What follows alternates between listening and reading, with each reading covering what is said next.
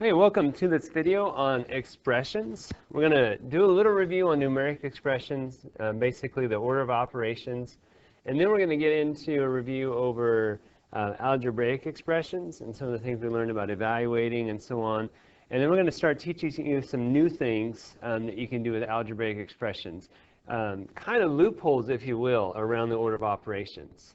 All right, so let's dive right in. We're going to do a review first. So order of operations, there's 3 problems here on this screen. I'm going to give you some time to work on each one. Remember the order of operations. We're going to do parentheses, exponents, multiplication or division, depending on whether it's left or right, addition, and subtraction, whether it's left or right. Okay? So give you a chance to work on this first problem, and then we'll solve it for you. Okay, so we have 3 plus 2 times 7. So multiplication is going to happen before addition. It's going to multiply these 2 numbers, and I'm going to get 14. And I'm going to bring down the 3 plus, and then I'm going to do the last operation. 3 plus 14 would be 17. Give me some time to work on this next problem. Okay. I want to do parentheses first. 7 plus 3, which is 10. And then the slash means to divide. So I'm going to bring down divided by 2 plus 4. Since I need to do division before addition, I'm going to divide. 10 divided by 2 is 5 plus 4. And then 5 plus 4 is 9. Okay, give me a chance to do this last one. All right, first thing I need to do is exponents. All right, now 3 to the 3rd power, remember that's not 3 times 3, so kind of think to yourself, okay, this is 3 is our base, it's being repeated 3 times. So 3 times 3 is 9, times 3 again is 27. I'm going to put 27 here and then bring down the next operation, which is addition. 27 plus 3 is going to be 30. All right, so we have 17, 9, and 30. Okay, now we're going to evaluate algebraic expressions. Okay, remember this is where you're going to find the value of this expression using this code, this key, if you will.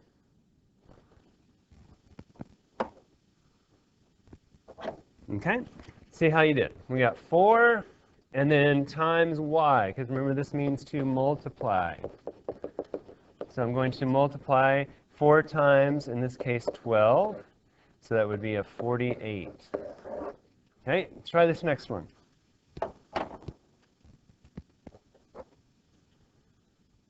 Again, I want to find the value of this when x is equal to 7. So I'm going to do 2, then in parentheses, x is going to be 7 plus 3. Order of operations says do this parentheses first. So I'm going to have 10 times 2, and then that would be 20. So my answer is 20. Okay, let's go to the next page. All right, this page we're going to talk about counting and identifying terms. So look at this first expression and list how many terms there are.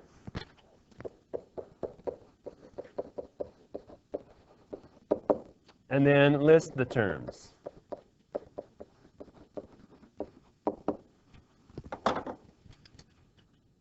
Okay, remember when you see addition and subtraction, think comma. So I have 1, 2, 3 things listed. So there are 3 terms, and they are 3x, 4y, and 2x. Okay, what about this next one? Okay, again, if I put commas here, I've got 1, 2, 3, 4 terms, and they are 4x to the 12th, 3y to the 3rd, 216, and 32xy. Okay, next slide. Okay, on this one, we're talking about something new here, okay? So we just, last week, talked about what terms are. Now we want to look at this idea of like terms. Okay, like terms, it says here, have the same variable raised to the same power. Sometimes I call this same variable cluster. Okay, I like cereals that have clusters in them. All right, even when you put milk in, those things stick together. Okay, the flakes of cereal kind of float around, and the clusters kind of do what they do, but those clusters stick together. Okay, so the same variable cluster, we can put those together. All right, so as I look at this, okay, I've got 3x, and is there anything that is similar to 3x? 1y is different, right? Because it's a different variable. Okay, this 2x has the same variable. So this would be what we call like terms. Okay, and when I combine like terms, what I'm going to do is add the coefficients.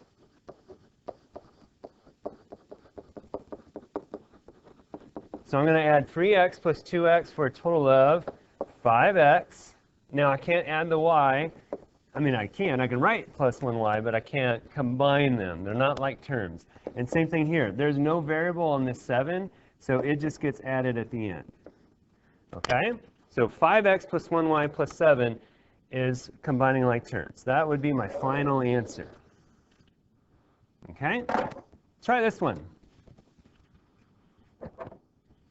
Again, we want to look for like terms, x and x. Now be careful here. This is a positive x, and this is taking away x. So technically, these disappear. And I'm left with 3xy plus 2x squared. And even though these both have x's, right, they are not the same thing, because this is x to the second, and this is just x times y. They are not the same. So that would be our answer there. Okay? All right, distributive property. Okay, we've seen this before. Maybe not quite like this, not with algebra. The idea here is what's outside is going to be multiplied times everything in here. Now think about this. Earlier I said loopholes, right? If I was doing pure order of operations, I'd have to do parentheses first, right? That's the first thing. And the please excuse my dear Aunt Sally or PEMDAS, parentheses is first. But can I add 1 in x if I don't know what x is? The answer is no, I can't. Okay, so is there any way to simplify this without knowing what x is? Well, there is. Okay, I can do 2 times a 1, which is, well, we'll get to that. And then 2 times, should probably use that symbol, huh? All right, so 2 times 1 plus 2 times x. Well, 2 times 1 is 2, and 2 times x is just 2x. So my answer would be 2 plus 2x. Okay? Do the same on this one. Okay, so we're going to do 10 times 2, which is 20, and then 10 times x squared, which is 10x squared. And what's different about this one is there was subtraction here. So we need to bring down the minus 10x squared, since it's subtraction, not addition. Okay? Try this last one. So 7 times xy is going to be 7xy. 7 times 2 is going to be 14. And what's the sign in between? Well, it's subtraction, so I'm going to put a minus there. So that would be my answer. Now you do want to check to see if any of these can be combined, if they're like terms. But none of these are, so we are done. Okay? Well, thanks for watching this video. Hopefully it has been helpful. And it looks like you have an assignment to do. See you next time.